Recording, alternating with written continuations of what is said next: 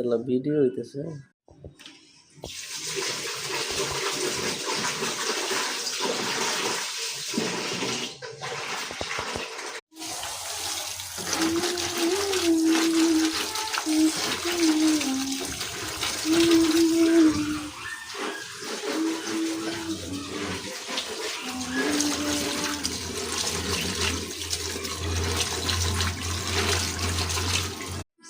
কি তানভীর কইছে পরিবারে অশান্তি লাগে, একজন জামালপুরের লোকে